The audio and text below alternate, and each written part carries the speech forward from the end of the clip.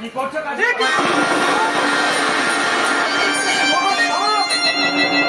কথা দেবেন রসিক বাবু, আমি যে মহাপাপী।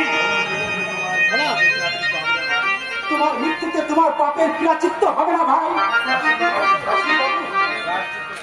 প্রাচিত্য যদি করতে চাও তোমার দাদার পায়ের তলায় মাথা লুটিয়ে পড়ো, তার কাছেই ক্ষমা চেয়ে নাও। তার হবে না রসিক বাবু। একটু আগে পড়লু দাদা সাবিত্রী সকলে একে একে এসে বলে গেছে আমার কোনো ক্ষমা নেই। আমি তুমি ভ্রান্ত। তুমি তো শিবনাথ বাবু কত উন্মাদ। সাবিত্রী নিরুদ্দেশের প্রতি কে আসবে তোমার সামনে? কে তোমার মনের ভঙ্গ? আপনি ঠিকই বলেছেন রসিক বাবু। শাস্তি যদি নিতে হয়, আমি যার কাছে অপরাধী, আমার সেই জন্ম জন্মান্তরের পীঠস্থান, সেই দাদার কাছেই দেবো শাস্তি।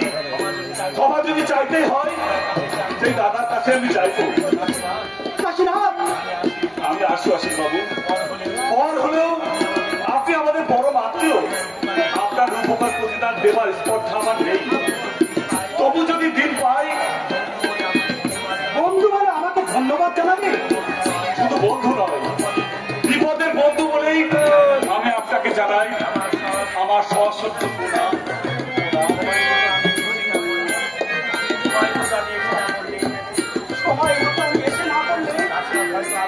কাশীনাথ বাবু হয়তো আত্মহত্যা শর্মিলা,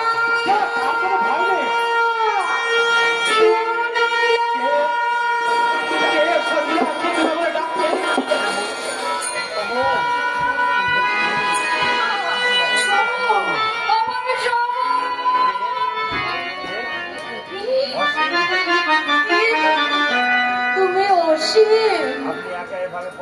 আপনি একা এভাবে পথে পথে আমার শর্মিলাকে আমি পথে পথে খুঁজে বেড়াচ্ছি। তুমি তুমি আমার শর্মিলাকে দেখেছো? আমার সমকে দেখেছো বাবা? শর্মিলাকে দেখতে জগদম্মা।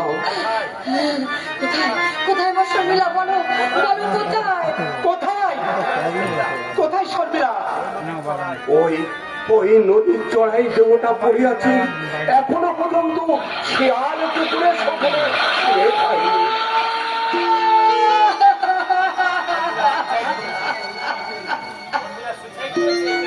শর্মিলা সুসাইড করেছে? আরো সুখবর আছে, আরো সুখবর। কি কি সুখবর তুমি বয়ে এনেছো? বলো বলো বলো কি সুখবর? চমক খবর, চমক খবর। ওই কীটন্ত ডাক্তার শেখরকে বিষ খাইয়ে মেরেছে।